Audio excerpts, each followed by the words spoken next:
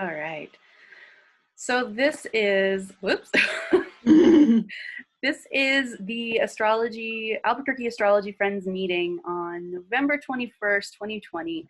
And the concept we are looking at today is Neptune and Flow. So I'm so excited to present this just because it is my baby, my research that I've been doing on the planet Neptune and also the concept of flow. And we'll go into this a little bit deeper as to what exactly flow is. And, if you have some type of psychological or counseling background, you probably know what flow is. If you don't, I'm totally going to go into it, so no worries. Okay, good. And, I really want to dig into the word flow because I know a lot of people kind of have their own definition of what flow is. And, when people say I'm in flow or things are flowing for me, like that's kind of we've already sort of used the word in our society in specific ways. So I want to look at that as well. What I was going to say, the reason why am I interested in this subject? Why is this coming up for me? I'm a Pisces, so Neptune is my ruling planet. Obviously, I am very interested in Neptune, how it shows up in people's lives. For the most part, I've done a lot of research and been to many conferences and watched a lot of other astrologers' presentations on Neptune.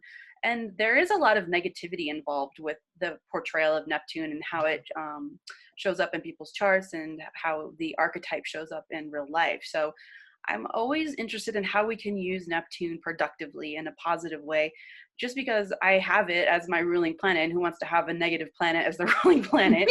But also, I'm not going to deny the fact that there are also positive and negatives to every single planet and every aspect of astrology.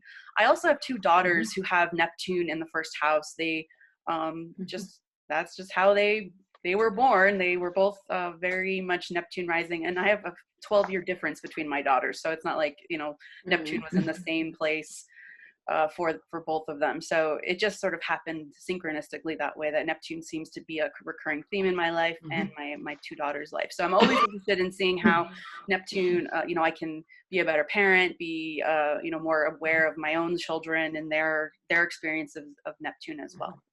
So let's get going. Neptune and Flow.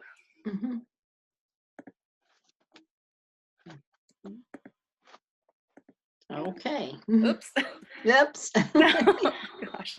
Okay. Wait. Here we go. So the first quote I'm going to share is, "We come spinning out of nothingness, scattering stars. The stars form a circle, and in the center we dance."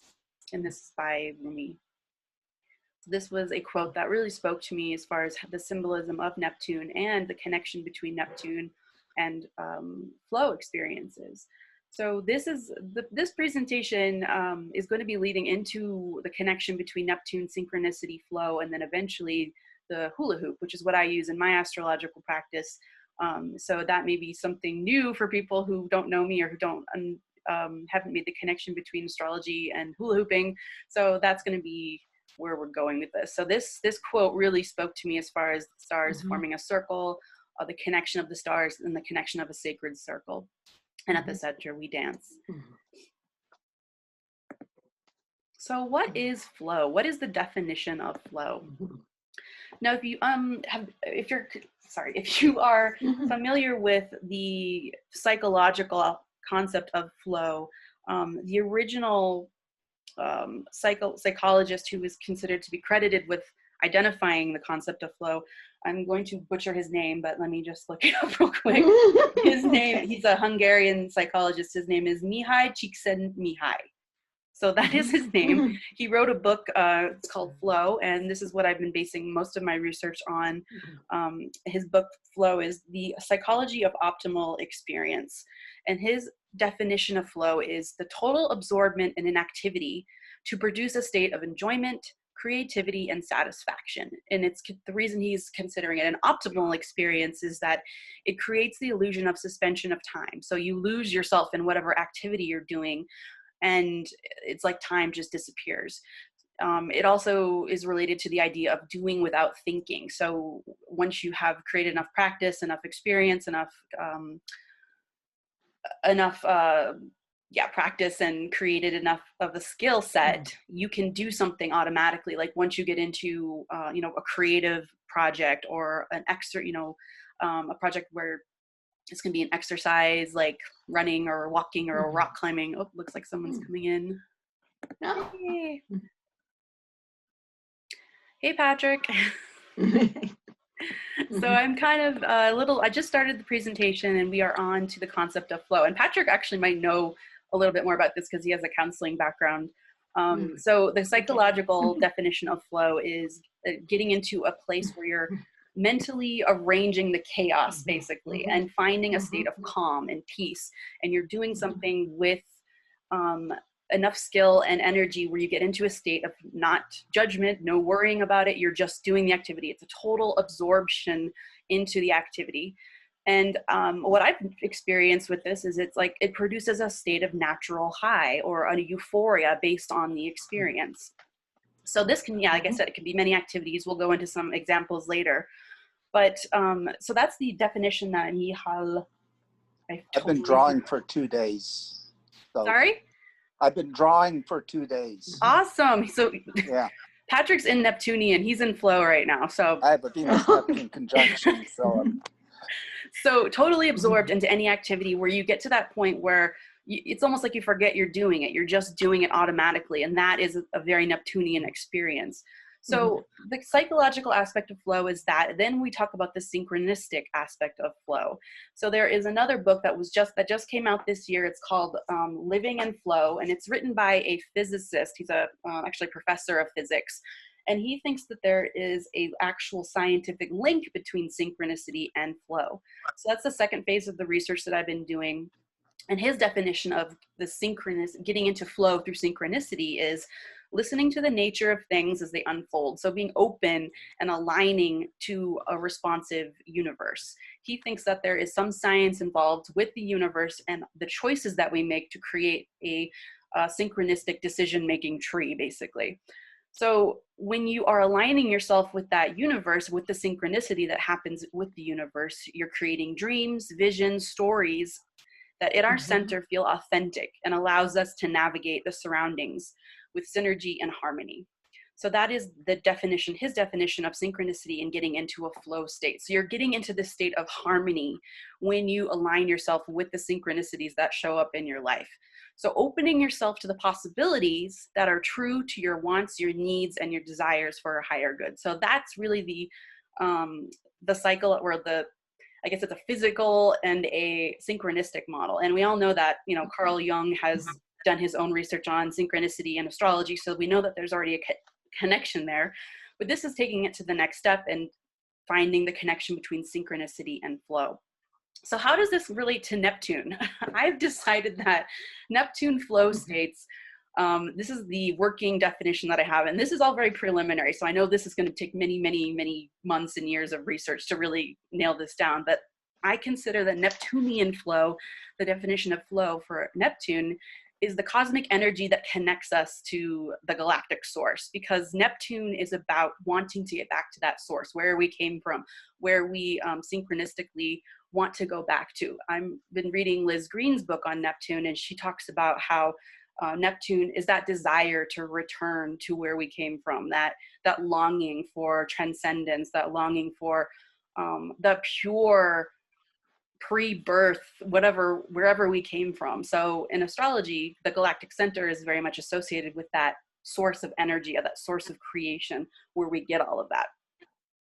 So the cosmic, I didn't finish. So the spark of life that's also associated with Neptune, that spirit that inhabits all human bodies. I mean, we all obviously, are these biochemical functioning bodies with heartbeats and lungs. And we also have all the different aspects of our brain function, which I'll go into a little bit too. But what sparks that life? What starts it? At what point do we become inhabited by that spirit that makes us want to live, that makes us go about what we do, makes our decisions and everything like that? So that's a very Neptunian concept of the spirit that inhabits all human bodies. It's also considered to be the creative, intuitive, psychic energy that breathes life into our emotional selves. So we have the emotional part of our brain, which we're going to talk about a little bit, but I believe that Neptune is really that driving force behind what makes us feel the way we feel, and helps us make the emotional decisions that we make. So it's also that definition of magic and Maya. So Maya is the Hindu version of magic. It's also the Hindu version of all of that stuff in the universe, that nothingness and everything. So it's our understanding, also our understanding of what lies beyond our earthly limitations. So Neptune is it's mysterious. That's why it's difficult to talk about Neptune. It's difficult to really identify exactly what is the source of Neptune, because it's mysterious. We don't know all the answers out there. And Neptune is really the archetype of that mystery, the universal cosmos of energy that we are still trying to figure out. It's like the magic behind science before they find the scientific reason for it. So before science existed, it was magic. And then once they discovered the scientific aspect, then it doesn't become magic anymore, it just becomes science. So Neptune is like that place before you find that scientific connection. So how do we recognize astrology as flow? So we talked about synchronicity in astrology. We talked about, Carl Jung is making those connections, which I'm going to do more research on, because I haven't actually dug into every single one of Carl Jung's books, but I'm going to, hopefully. So astrology, what is astrology? First of all, astrology is the language of symbols and archetypes. So understanding our chart's elements creates this platform of awareness. So when we understand what our chart means, all of the symbols that go into it, all of the archetypes, and we create this language, we're creating this platform of awareness. So we can stand on this diving board over the pool, basically, of our life with this information and the awareness that comes from our chart. So when we are standing on this platform of awareness, we're positioning ourselves to get into flow with something that matches our authenticity and our synchronicity.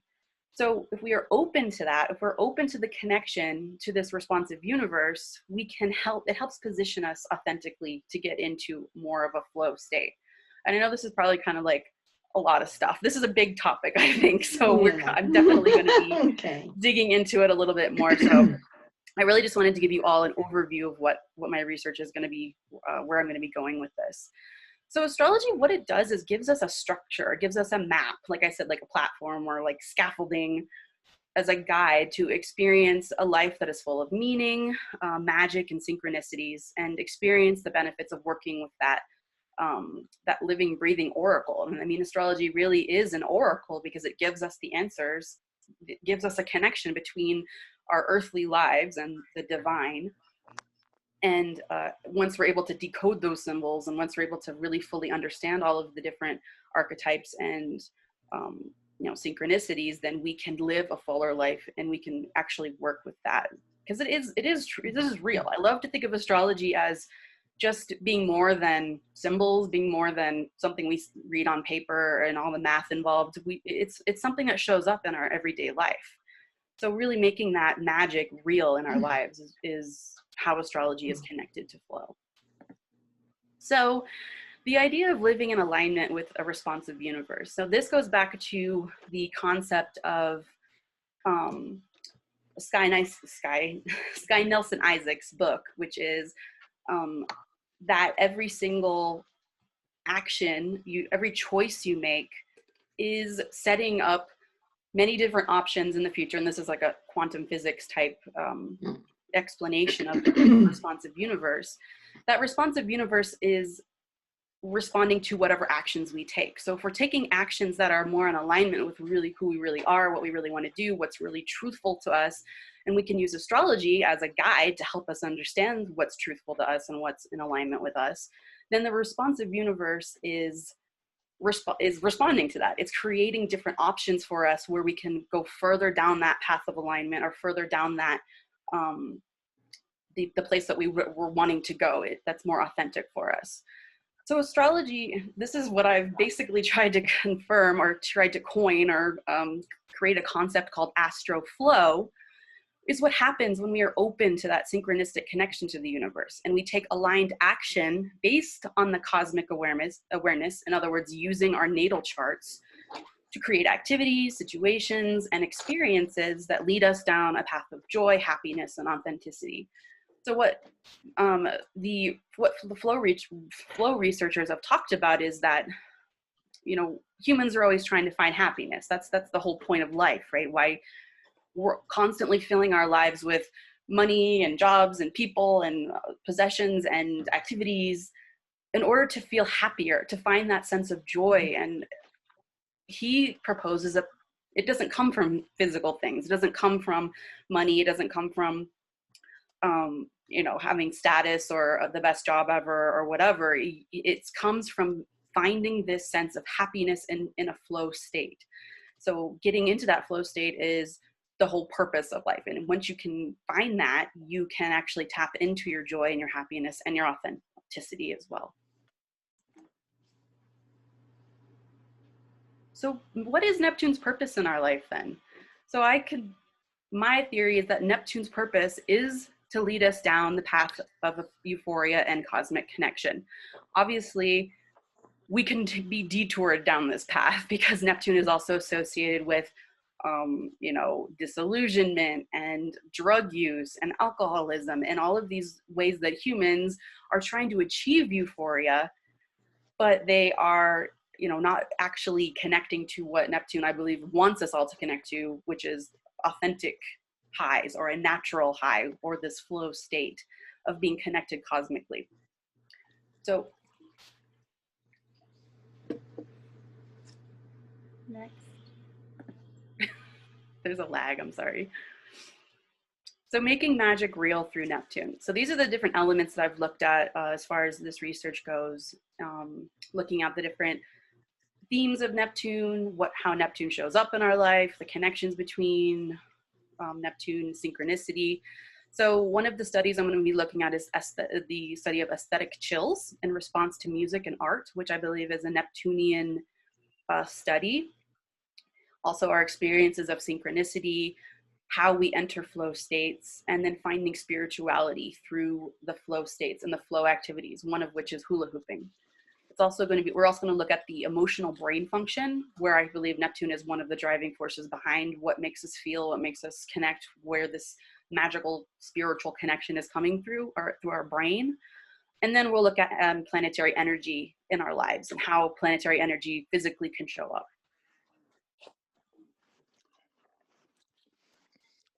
Okay, so these are the three different brains. And I know I'm not an expert and I'm not a psychologist, I'm not a biologist, but I have been doing a little bit of research on the brain, and I did not even know that there are 3 different brains that we have in our bodies. We have the reptilian brain, which was our brain thousands and millions of years ago, when we first started crawling out of the muck, and we were these less functioning. The reticular activating system. Yes, I knew Patrick would know this. So, yeah. So yes, what rules the reptilian brain? Body functions, instincts. What's keeping our physical body alive, like eating, breathing, sleeping. All of those things are the reptilian brain. It is what is driving us towards survival skills. So I'm associating Pluto and Mars, and I'm only using the 3 planets that have dual associations, or the 3 planets that are also ruling, or the 3 signs basically that have dual ruling planets. So Pluto and Mars are ruled by Scorpio, and then we have Neptune and Venus, which are associated with each other as well. There is some, I think, in the modern astrology circles, that Neptune is the higher version of Venus, or the more evolved version of Venus, and then Uranus is considered to be the higher version of Mercury. So Pluto and Mars have the same association, that Pluto is a higher version of Mars. So I'm associating Pluto and Mars with the reptilian brain, because Mars and Pluto are about survival skills, the basic driving reproductive force in our lives. But Neptune and Venus are associated with emotions, and that would be the mammalian brain, the limbic brain. And that's where we have our the drive to be social with other creatures, where all of our feelings come from. It's a responsive place. It's how we respond to other people's social cues. And it's also the place of our intuition and the intuitiveness that helps drive us without any type of, logical explanation, because we all have these things. We fall in love with people with no logical explanation. It's just an instinct for us. And that's where that comes from, is this mammalian brain, or this desire to connect with another person. So for the neocortex, which is the newest brain, so the most advanced brain, this is like why we are where we are, is connected with Mercury, which is thinking, and Uranus, which is like the higher level of thinking, the innovations, the new things, breaking out and trying, breaking out from the status quo and being that genius level where we're going to the next level of Mercury. So that's associated with the neocortex, thinking, the verbal, conceptual, and the abstract brain. So if we're focusing just on Neptune and Venus and that mammalian brain, that social, responsive, intuitive brain, then I'm proposing this, that if we're thinking about the source of creation, for Venus, we have the lower version of Neptune, and then we have Neptune, and then we have the galactic center. So I'm proposing that the galactic center, which is associated in astrology as the source of all creativity, all creation. I mean, it literally is the source of our galaxy, where we all came from, the Big Bang. We're all swirling around this galactic center. So if Neptune is, considered one of the most outer planets, then it's closest to the galactic center. Venus is one of the inner planets, and it's closest to us on Earth. So what if Neptune was actually a translator, a connector to the galactic center? What if it was translating that creative energy and pulling it into our solar system? And as we get closer to Earth, Venus is pulling in from Neptune. So that creative energy is in flow. It's moving from the source of the galactic center through Neptune, through Venus, and eventually it shows up here on Earth. So if Neptune is creative energy in flow, it's the imagination, it's inspiration, it's intuition, it's the stuff that drives artists and the stuff that drives musicians and whatever a creative thing you're creating here on Earth to make that thing. So it's this invisible idea of flow. Venus, of course, is associated with art, it's associated with beauty, with expression. So it is how that energy shows up here in our lives on Earth. So art, music, film, dance, theater. I know that film and music are associated with Neptune, and I believe that's true, but I think that music, art, film, dance, theater, they're all in that box of art that we create through our human lives. And so that is how Venus is showing up. Venus is the visible aspect of Neptune, and that's my theory. So next. So music and Neptune, this has already been studied before. It's just the associations with music and Neptune are many out there. There's a book I'm going to be reading called Astro Music. I don't know, have you read that one, Patrick? What's that? Have you read that book, Astro Music? No, it sounds like something I'd be interested in. Nice. Well, I have it. I'm going to read it. I'll let you know how it is. So I'm really interested in seeing how music and Neptune are all functioning, how astrology shows up in music. Music, I think, is really this source. I mean, if you can think of it as like a lubricant or some type of connector between Neptune, between astrological energy and how it shows up in our lives. So when we think about Neptune, we can think about the siren's call, that otherworldly pull. We're lured into a trance by this music of the sirens. And that's how it shows up as Neptune. Neptune is associated with trance, people getting pulled out of their bodies, basically, into this state of psychic, just totally unawareness, or into another psychological state, or a out-of-body experience, basically. So that's the identification between music having that ability to pull you out of your current state, where you're an emotionally you're creating this out-of-state body experience. Everyone has a song or some type of music that will get them into this place. So music is also it's called the language of emotions. It's what affects us. It's creating, even though we talk about like the lyrics of different songs, we like looking at lyrics, but what is really happening when we listen to music is we're feeling an emotional reaction to it. So that's why music is associated with the language of emotions, and why I think music is also associated with Neptune, because Neptune is also that emotional response that's a lot deeper than just, you know, the named feelings that we have. It's like this inner pull towards that music. So what we're looking at also is the biophysical response to sound. And that's evidence of magic. It's making something physical happen to you just by listening to music.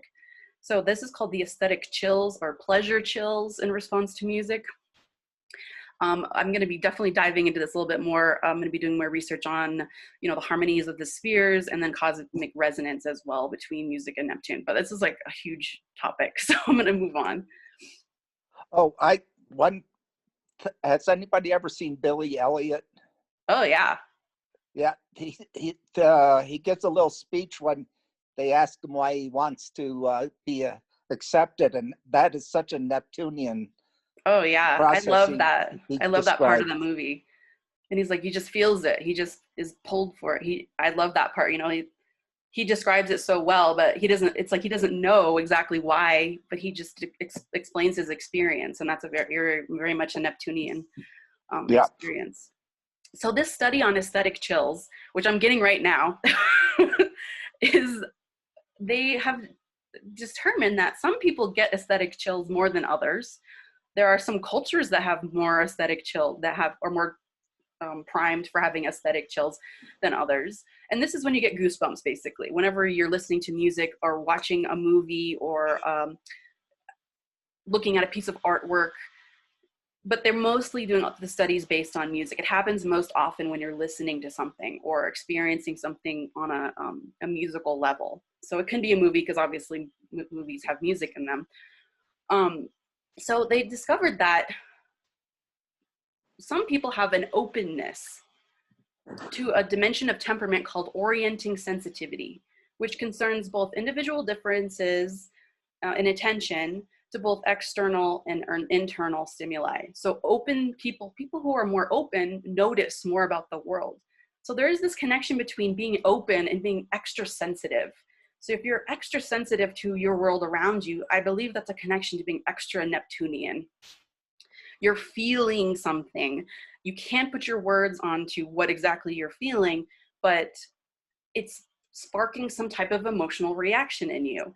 And this happens most frequently with music, because you're listening to something and like you can feel this swell of excitement or thrill, basically, as you know, a crescendo happens, or a specific incident in a spot in the music where a person's voice is coming to a new height. So how is this associated with Neptune?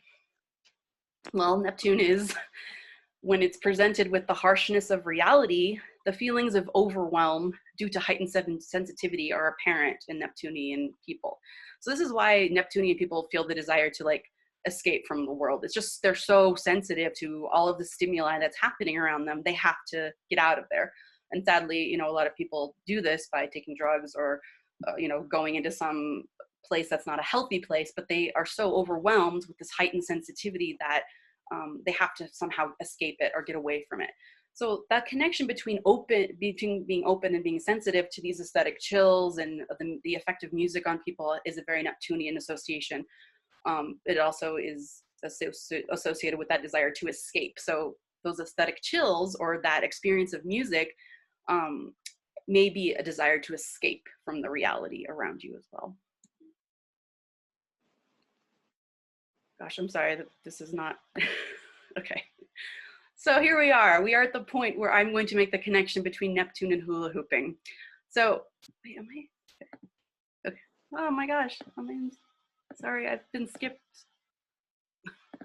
Okay, I skipped it. I was like, wait a minute, there's another thing here. So Neptune are the aesthetic chills that are transient emotional responses to music or other experiences of beauty. And I'm considering that a Neptunian experience. And flow is openness to experience.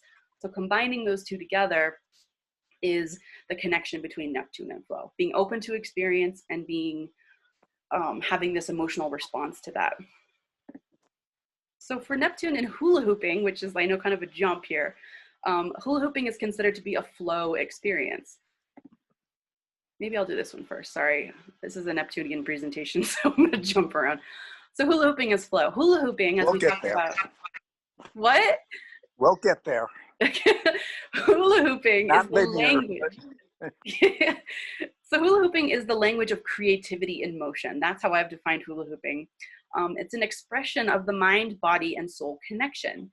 It's useful as meditation, in mindfulness, and spiritual understanding. Inside the hoop, self-consciousness is suspended and creative expression flows freely. This is why we hula hoopers have been calling hooping a flow art for decades. And so the word flow has been a very constant in the hula hooping community. And when I'm a hula hooper and I make hula hoops as well, what I experienced when I was hula hooping was that constant state of flow, that moment of being lost within the hula hoop. Hula hoopers describe themselves as losing sense of time and space and becoming one with the hoop. So that's a very Neptunian description of becoming one with your surroundings, totally absorbing yourself into something. And it's transformative because it allows you to transmute your feelings of pain, fear, anxiety, worry into calm, peace, and love. So that's one of the benefits is people who are hula hoopers find that they're able to magically release all of these feelings. Hula hooping is used as a way to support healing from trauma. It's a way to release stress. So it's a way to transform and transmute all of these feelings, which is a very Neptunian place, because Neptune is trying to get to that state of calm and euphoria. It creates an atmosphere of self-acceptance and confidence as well. So we'll jump back to the other one. So what is the connection between Neptune and hooping? So Neptune is associated with spirituality. Hula hooping is a way to get into that meditative place, a meditative spot where you are almost out of your body, where you're focused 100% on this activity. So a lot of hula hoopers have called hula hooping as a spiritual experience. Neptune's associated with religion. Obviously, Jupiter's associated with religion as well. So I consider Neptune more spiritual versus religion. But hula hooping is definitely connected in that aspect of people coming together and all doing something for the same similar emotional feeling of spirituality. So gathering together, like in a religious sense, to all hula hoop together is a very Neptunian experience. And it's also a practice, right? People who have religious or spiritual practices like meditation or getting into trances, those are all connected to hula hooping as well, because you're practicing the hula hoop. You're harnessing this skill to get yourself into this flow state. Neptune's associated with inspiration, and the creativity that comes out of that inspiration is associated with hula hooping. Hula hooping is this amazing activity where there's the abilities to be creative are totally endless. Neptune is associated with the flow state, like we talked about, so getting into flow, and then hula hooping is a flow art. The reason they call it flow art is because there are many other things that you can do other than just have a hula hoop. There's like fire throwers and poi spinners and fans and light spinners. So those are all associated with flow arts, creating these beautiful movements in the sky and circles and lights and all these fun things like that. So that's all considered to be flowing in the arts. Neptune's associated with transcendence, and hula hooping is considered getting into a trance with your hoop when you get into that flow state. Neptune's associated with the spirit. Hula hooping is the body aspect of that. So that mind, body, spirit connection between Neptune, hula hooping, and flow are all interconnected in that way. So Neptune's a connection to the divine. Hula hooping is a connection to music and dance.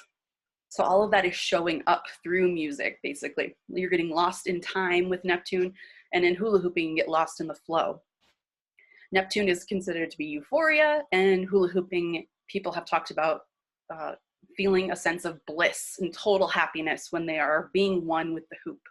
Neptune is also about the dissolution of boundaries. And like I said, being one with the hoop, it's like the hoop disappears and you're just flowing in your own Neptunian state. And if a therapist doesn't maintain boundaries, they go crazy. Right. Because they have to get into somebody else's head, but For they sure. they can't. Yeah, They I'm got going to to talk withdraw about, too. They can't bring the person's garbage home with them. oh yeah, definitely. And I'm going to talk about how we use Saturn to create a flow state to make sure that those boundaries are upheld. Oh yeah. So, I already talked about this one. So hooping is considered to be flow. Music is Neptune, and those two come together and connect. So a lot of people describe music as a church. Going to concerts has always, for me, been a very like church-like experience where everyone is feeling compelled in the same emotional state to feel lifted up by the music. I really have always experienced music this way as a church type experience. Going to concerts to me has always been going to church. And that's a very, I think, Neptunian experience of music. So people Oh, say, yes? there was a documentary about Jimi Hendrix called Electric Church. Mm-hmm. Yes, this is definitely not my own concept.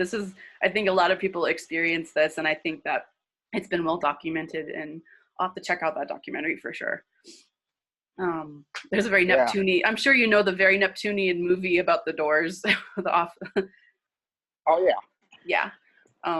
Oliver Stone, right? Yeah. Okay. So, continuing with this, people say they commune with God through music, through hula hooping, by connecting to what I call cosmic flow and opening yourself to creativity. You can achieve a natural high and a connection to that divine. People do experience natural highs when they listen to music, and that's definitely connected to that like goosebump feeling. I mean, that's what Neptune wants us to do. It wants us to get to that place of transcendence, to that place of emotional connection where we're feeling so euphoric and joyful that we don't even need drugs to get there. So music is the catalyst, the universal liquid. And I was doing some research, and if you read Liz Green's book on Neptune, she talks about the inventor of hypnotism, talking about he was moving the universal liquid, like the ether around, and he was like putting it into people when he was hypnotizing them. Wow. And that would basically compel them to come out of their body and do whatever he wanted them to do. And they started acting out of, in hysterical emotions. And it's a pretty amazing chapter in her book. But so if music can be a catalyst, like it's like that universal liquid, the ether that helps us get to this state of euphoria, it's lubricating our experience basically and helps us achieve this outcome of getting into flow. Okay, so this is a quote from an anonymous hula hooper. Hula hooping is spiritual in the fact that I'm expressing through my physical motions and melding together mind, body, and spirit, and religious in the fact that it reaffirms I am one with the universe. So that's an incredibly Neptunian quote. It's totally truthful. And I can say that my experiences of hula hooping has been the same. One other thing I noticed that was very interesting was the Shatabisha Nakshatra. So I'm not a Vedic astrologer, but I am doing some research on the Vedic tradition, and I noticed that the 24th nakshatra of the Vedic tradition is represented by a symbol of the enclosed circle with nothingness around it. The reflection of that means a need for containment and solitude, but it's also a pinnacle of creative energy and how we've created and how that is awoke through the Kundalini energy. So this could be a whole another topic on itself, but it was very interesting to me to see that the 24th nakshatra was represented by a symbol, an enclosed circle, just like a hoop, a sacred circle of universal magic and knowledge coming through that. There's also many other symbols for the 24th nakshatra. If Lars was here, he'd probably be like connected. He would definitely be adding to this and correcting me on this. But I'm just focusing on that one symbol, which is the emptiness enclosed by a circle. So the Neptune associations with this nakshatra is the god of the cosmic sea. Varuna is the deity that is associated with that nakshatra. And he is the lord of magic, the lord of Maya, which is the Hindu version for magic. He's also the lord of illusions and mystic healing, because this nakshatra is also associated with healing. So it's also the vital connection between humanity and the gods. So really, if this hoop is this vital connection between humanity and the gods, that is the ultimate tool, the ultimate Neptunian tool to get us into connection with the cosmos and to have that here on Earth. And I know it's almost 2 o'clock, so I'm going to keep going here. I know it's a big topic and I'm kind of rushing through it a little bit. So the synchronicity aspect of this. Synchronicities are events connected to one another, not by strict cause and effect. And this is, I think, Jung's definition, but by the belief that a causal relationship exists between events on the inside and the outside of ourselves. A crosstalk between mind and matter, which is governed by a certain species of attraction. And flow is that perfect place between challenge and boredom, an alignment of body and mind that emerges out of a repeated practice requiring skill and commitment that produces a sense of effortless action.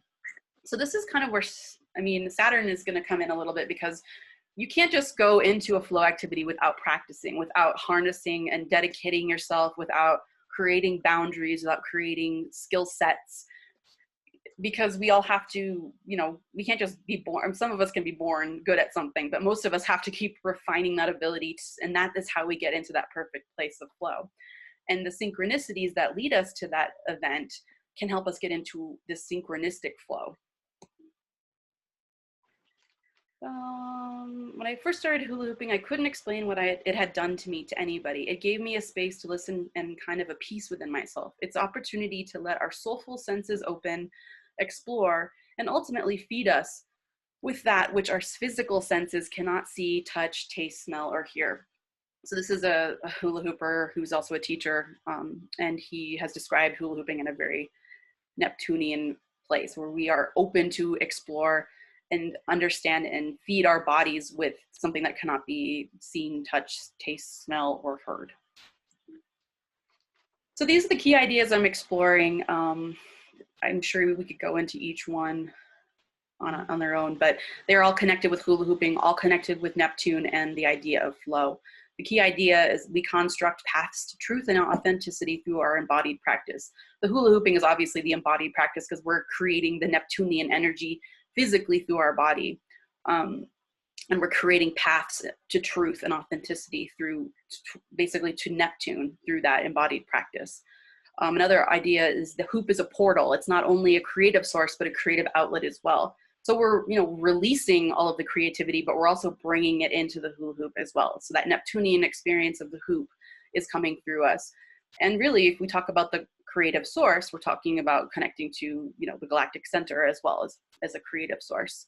The historical quality of human searching for the divine, whether through creativity, music, flow, or spirituality, all Neptunian concepts, we're trying to return to the divine. That's what Liz Green says in her book. It's a desire for retribution and transcendence, and that's what Neptune is about.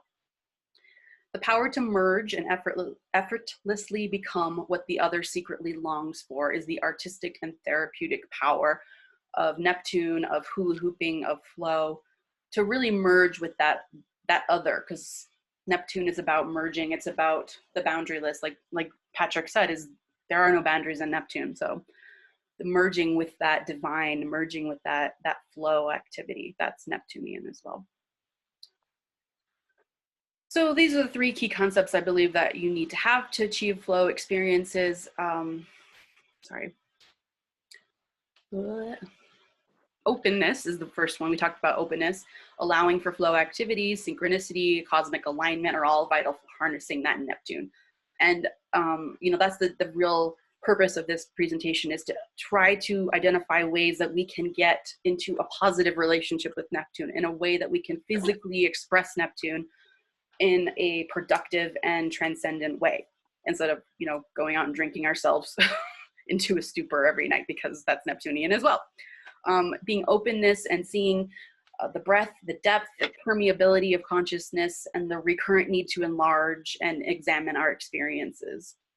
That's all Neptunian. So we need to be open to this. We need to be receiving to Neptune.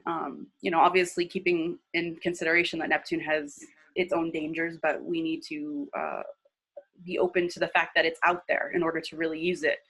Focusing, centering oneself into emotional responsiveness, movement, music, to create an atmosphere for flow. So we have to focus that energy. We can't just let it go through us. Otherwise it won't be productive, or we can't use it in a positive way. We always need to focus on that, and how can we do that? Total immersion in an activity to the point where mind, body, and soul harmonize.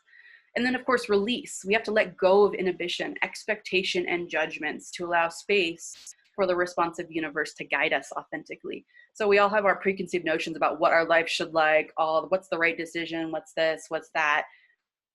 And we judge ourselves constantly and expect something to come out of it. But if we release the judgment, expectation, and the inhibition really that we're all experiencing as humans, we can allow space for that responsive universe to guide us authentically. And that's a very Neptunian experience as well. Okay, I think we're nearing the end, so we're almost at 2 o'clock. Okay, so yeah, we have to, these are some, okay, so I just listed some other activities that people use to get into flow state. Surfing, snowboarding is considered to be a flow activity. Hula hooping, obviously a flow activity. We've gone through there. Rock climbing is another example that, I can't even see, smell high, see, smell something. Gosh, I'm so bad. He described rock climbing as a place that people really, really get into this flow activity, just probably because there's so much at stake when you're rock climbing. You know, your life is on the line. So it's a combination of like heightened experience, a little bit of adrenaline, and then really having to focus on getting into that total absorption of the activity to really become great and achieve that flow state with rock climbing. And then of course, yoga and meditation are also flow activities where you can focus and achieve enough skill to get into the point where you're in a flow state. So using Saturn to get there. So we have to, we can't just jump onto Neptune's back and ride it like a wild horse. I mean, we really have to use the other planets because Neptune has such an untamable and boundaryless aspect to it. This is why we are blessed with having so many different aspects in our chart, other planets that help us. In order to use Saturn, it'll create practice, focus, dedication, skill, all of the things that we need to get into that flow state. So you really need to look at your Saturn as well, and what you can use in your chart to get you into this flow state if you're wanting to work with that. So I think too much Saturn creates a desire to escape. So when our lives are too structured, that's like we want to get away from it, and that's that desire to get into a flow state, to escape into that Neptunian world. So balancing Saturn, you putting Saturn to work to get us into this cosmic state of happiness and joy is the best way to use Saturn, in my opinion. So a general balance of Saturn, a conscious desire to put Saturn to work is a wonderful outlet, a healthy way to experience that Neptune world of flow. So yes, Saturn can be used in an awesome, good way. Saturn's not totally terrible either. And it's definitely necessary to have a healthy relationship with flow. Are you showing pictures? Hmm? Are you showing your pictures? No. Okay. I thought you were showing something. Okay. No, I was just looking at them. Nice. Okay, so this is the very end. What I want to do to further this research is I want to look into the abilities to achieve flow states depending on your own personal condition of Neptune, your own personal where Neptune is in your chart, how it's connected to other planets, the alignments. I want to look at house location of your Neptune as well, obviously, because that's going to be the most changeable thing since Neptune doesn't move very quickly. I want to be able to look at that and see how these activities of flow states may be connected to your house location. How do you express your Neptune? In what ways and what areas of your life can you get into this flow aspect? And also, I want to do some research on how maybe people can become addicted to flow. If you're not addicted to an actual drug, you definitely can become addicted to other activities, right? Like shopping or whatever, chocolate. I mean, there's stuff out there that you can become addicted to. So I think that there's probably the danger of being addicted to flow activities as well. Also, we look at the Neptune sign, and that's indicative of your communal experiences of flow through art, music, and culture, because we look at the Neptune sign as like this period of history which showed us cultural and artistic themes and genres and what was happening in the music world, what was happening in the movies world, all those different things that are going on currently when Neptune was transiting through your sign. So that's where I'm going to go with this research. And yeah, I think I'm going to end there. If anyone has any questions, I know it's like a lot, but this is just something I've really been passionate about, and I'm sure that there's a lot of resources out there. Other people these are some of the sources I've been starting off with. And if anyone's interested in reading any of these books, I am recording this, so you can screenshot this, or you can pause the video and check out some of these other books if you're interested in doing that. I'm sure a lot of people who are in our group have already read a lot about Neptune, or read some of the books that people have written on Neptune. So I'd be interested in hearing what you guys have to say. So thank you for coming, everyone. And Oh, sure. to this. So if anyone has any comments or ideas, or if any of this spoke to you, let me know for sure. If this was over your head, I apologize. I got a couple of books. What? A couple of books to recommend. There's psychology. One is The Courage to Create by Rollo May. He was an existential psychologist. And Awakening Intuition by Francis Vaughan. I'm looking for that. I don't know where it is. I lost my other copy. And he was a transpersonal therapist. And then Further Reaches of Human Nature by Abraham Maslow. Great. Thanks so much, Patrick. Yeah. I know I have a lot of reading and more research to do, so. But yeah. So Kathy, did you have any questions, or was this a lot? Oh, it's a lot. Yeah, a lot. A lot to think about. You know. Sure. Well, do you have any ideas about your own experience of Neptune in your chart, or have you thought about it as much? Well, okay. Let's see. It's in my second house. Let's see. And well, when you talk about, music, I've felt in flow with music before. The Saturn thing, I'm beginning to understand that more, that you have to practice, doing different things before you get into flow. But I'm pretty much a neophyte with it. So yeah, it's going to take more work here.